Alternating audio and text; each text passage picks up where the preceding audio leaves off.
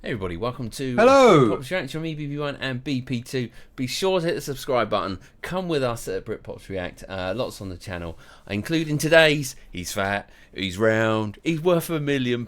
Mickey Quinn. No, wrong one. Sorry. No. That's not Mickey Quinn. This is the fat electrician with Oh, America's secret underground cheese bunkers. easy cheesy. What?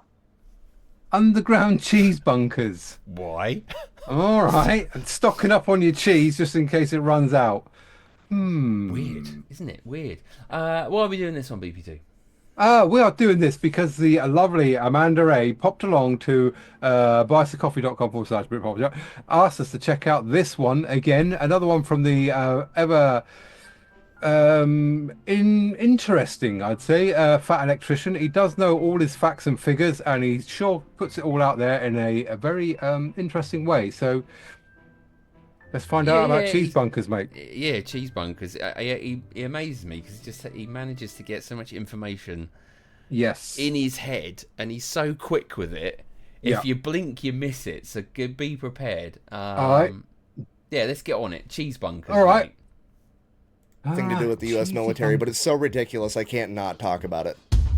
Okay. Today we're talking about America's strategic cheese reserve. Yeah, if you didn't know, the United States currently has over 500 underground cave warehouses spanning across 35 different states, the largest of which is underneath Springfield, Missouri, where America, as of August 2022, currently hoards 1.5 billion pounds of cheese. And just for the record, I realize I'm uploading this video very close to April Fool's Day. This is not an April Fool's joke. I am 100% serious. El Dorado is real, and Uncle Sam made it out of cheese. El Dorado. Okay. The city of gold. And I know what you're thinking. Right now, you're like, wow, that's a cool little factoid. I can't wait to share that with my buddy at the bar one day. But no, this is going to infect your thoughts for the rest of your life. You're never going to see the world through the same lens ever again. I mean, for example, let's just say you're at home watching The Walking Dead. You're going to come to the realization there'd be way more fucking cheese in the apocalypse than that, okay? You're never going to be able to watch Mad Max again without thinking about cheese. You have to come to the terrifying realization that you live in a world where there is a greater than 0% chance that one of these underground cheese caves gets mistaken for a government facility and gets nuked in World War III, and we're gonna have to deal with a radioactive tsunami wave of nacho cheese. And this is real life. So I asked myself one question: how on earth did America get to this point? Because I know it didn't happen overnight. And what I found was the craziest real-world example of a butterfly effect that I have ever seen. And believe it or not, it all actually ties back in with last week's video of the ice cream ships of World War II. If you missed that, the super abbreviated version, basically the US government banned alcohol during Prohibition in the 1920s. Because of that, all the bars in America turned themselves into ice cream parlors to stay in business. Ice cream stepped up to fill the social void left by alcohol. If so facto, there was like 2 generations of Americans that treated ice cream like it was alcohol, socially speaking. As I'm sure you can imagine, this would drive up dairy consumption. Combine that with the fact that the 30s and 40s is when refrigeration would become readily accessible, meant that for the first time in human history, there was such a demand for dairy products that farmers could exclusively become dairy farmers, meaning that this would be the birth of the entire dairy industry. And honestly, it worked out great. Right up until it didn't in 1949. 1949, 4 years after World War II, the American military is downsized, there's not an entire horde of young men eating 10,000 calories a day, and America's not exporting anywhere near as much food to other countries for war relief, meant that there was a decrease in dairy consumption, or a dip in the dairy market. As this became a bigger and bigger problem, the government had to step in because they weren't about to let the entire dairy industry implode, because, I mean, let's face it, that would be utter catastrophe. So the USDA stepped in and said, hey, you know what, we're gonna buy all the excess milk. Okay, pause. Thought experiment. Whoa. You're a dairy farmer. You make all of your money by selling milk. And then suddenly, a couple years back, motherfuckers quit drinking milk, aka you made less money. Now the government has come out of left field and said, hey, we're gonna buy all of the milk.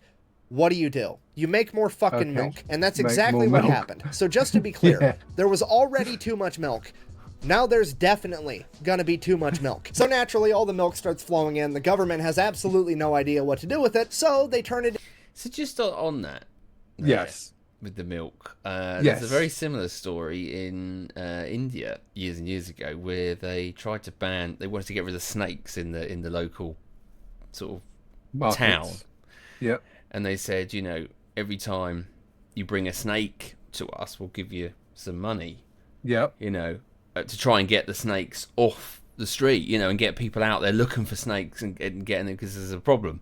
But what it actually did was cause the problem. They actually bred snakes because they were making more snakes. They were getting money for the snakes. So it's a bit like this, what happens when they say we'll buy the milk off you? We'll make more milk. We'll make more milk. Yes. Crazy. Anyway, I thought I'd slip that one in there. Into cheese, that way it doesn't expire. That part makes sense, but now what do you do with all the cheese? They have no clue, so they just throw it underneath a mountain, ignore it, and hope the problem goes away. But it doesn't go away because every single presidential administration through the 50s, the 60s, the 70s, they all continue to buy up excess milk to prop up the dairy industry, turn it into cheese, and stash it away in these caves. It literally turns into a giant political game of kick the can down the road because nobody wants to be the president that crashes the global economy by not buying enough milk while sitting on top of a mountain of cheese, which, understandable, I don't want to be that guy either. Then, fast forward to 1980, Ronald Reagan, aka the small government guy, gets elected, finds out that the US government is sitting on top of 500 million pounds of cheese and spending $1 million a day to refrigerate and store it, and he looks at this whole issue like a beaver looks at running water. Absolutely fucking not. We can't have it. So his administration goes about figuring out the cheapest way to solve this cheese problem. Obviously, we're going to throw it all in the ocean. However, having at least the foresight to understand that that would cause political backlash, he wanted to see how the public would receive it. So someone from his administration shows up to a White House press conference with a 5-pound block of moldy cheese and is like, hey, we got 500 million pounds of this shit. How would you guys feel if we threw it in the ocean? It'll be fun. We'll save money on cheese. We're going to find out if blue whales are lactose intolerant. It's going to be a great science experiment. The public did not go for it. They kind of felt like, hey, I've paid taxes for the last 40 years. You've turned those taxes into cheese. I would at least like the cheese. So then the Reagan administration took the 55-gallon drums of cheese, cut it up into 5-pound blocks, packaged it, and spent the remainder of his administration funneling 300 million pounds of cheese into impoverished and elderly homes. And this is where we get the saying, government cheese, from. You're gonna end up eating a steady diet of government cheese and living in a van down by the river. The U.S. government would then continue to give out government cheese until the 1990s when they seemingly ran out because as of today, all 1.5 billion pounds of underground secret cheese in America is privately owned by corporations like Kraft and Velveeta. And this is the part where I wanted to end the video on a happy note of the government made a mistake, they fixed a mistake over 50 years, happy ending. Hooray. However, it didn't really make sense because something happened in the 1990s where the government was able to stop buying the excess milk. What happened? And that's when it hit me. It was absolutely the Got Milk ad campaign, the biggest, most iconic ad campaign of all time. I mean, every cafeteria in every school in America had a bunch of posters of famous athletes with milk mustaches saying, "Got milk, drink your milk." I vividly remember commercials as a child telling me that if I didn't drink enough milk, my arms would literally fall off my body. Well, Mr. Miller told me he never drinks milk. Look at him. No, that's not good.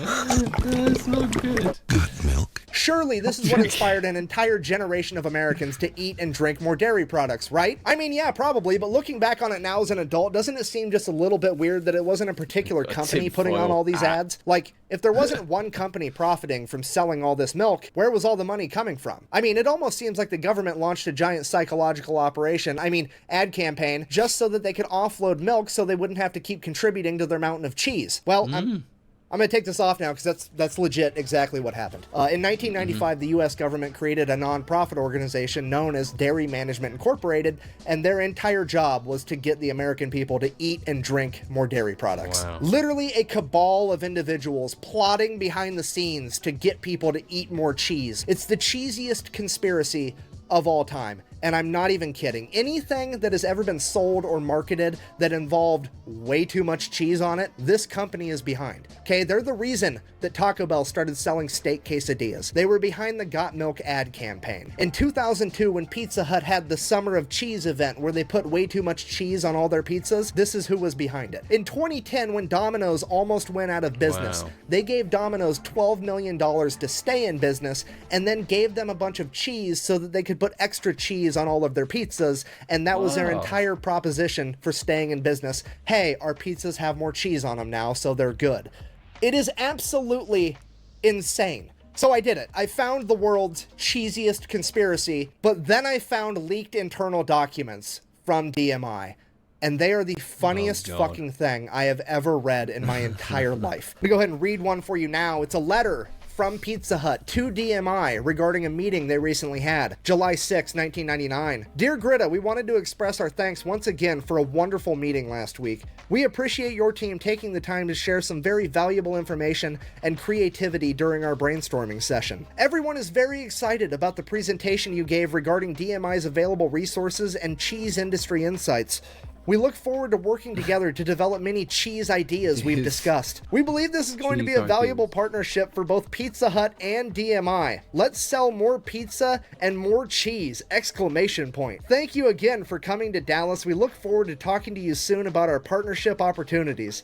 We will call you next week to discuss the next steps. Sincerely, hilarious. Derek, Lord of the Cheese, and Liskrin, Lady of the Cheese. Even they know that this is a fucking joke. Why is this such a joke? Well, because Dairy Management Incorporated, while it is a non-profit, they don't actually have to raise money for themselves like most non-profits do, because they're also a government checkoff program, which means every dairy farmer in America is legally required, whether they want to or not, to send this company money so that they can advertise on their behalf. And their annual budget is like $140 million a year, with their CEO and top level executives all making right around $1 million per year. Okay, if you're not picking up what I'm putting down, I'm trying to tell you there is a group of people in America getting paid $1 million to convince Americans that cheese is awesome. Okay, that's like trying to fucking explain to Stevie Wonder what nothing looks like and getting paid $1 million for it. He already fucking knows that, okay? It makes no goddamn sense. Cheese is so fucking good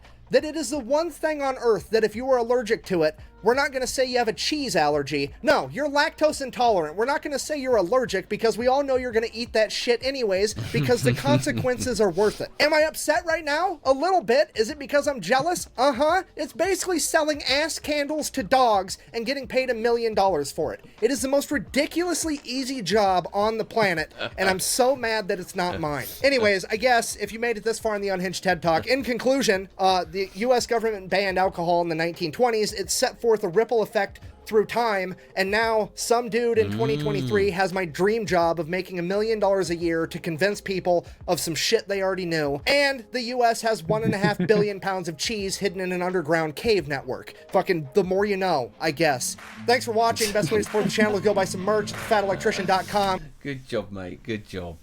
Oh, mate, how interesting. Yes. How bizarre. What a knock-on effect. But then I was just thinking back. Obviously, we had you'll probably recall the Butter Mountains. Oh yeah. So that was when the EUC, had a surplus because we were trying to prop up our farmers and milk producers and stuff over here. It says here that it all began in the 70s, but has mostly disappeared around 2017. Fair enough. But yeah, it's amazing, isn't it? It's amazing, mate. We're in the wrong business. We need to get into the cheese business. Well, easy cheesy. Yes, Easy cheesy. Lurpak spreadables. But I know we need to get into Matey's job, mate. Getting paid £1 million a year to tell everybody to eat cheese. Yeah. Have you thought about cheese? Not for an hour. Yeah. Right. There you go. Another very interesting one from Mr. Fat Electrician, and like I say, he's got a unique way of putting it all across, doesn't he? Indeed. Oh yeah, I mean he squeezes a lot into 10 minutes there, which is good, but good info, good graphics as well. So we enjoyed that one. Thanks again, Amanda, for sending us that way. Get me words out right. All right. Yeah, enjoyed that. Can't believe it. But obviously it's true and mad, pretty mad. But it's amazing how something can stem from, from just banning alcohol and the knock-on effect that had. But government surplus cheese, there you go. We'll know what it means now. Yes. Brilliant. Brilliant. Right. Thank you very much. Indeed. Thanks everybody for watching us today. We'll be back tomorrow. Until then, it's goodbye from me. Oh, goodbye from him over there. Bye. Bye.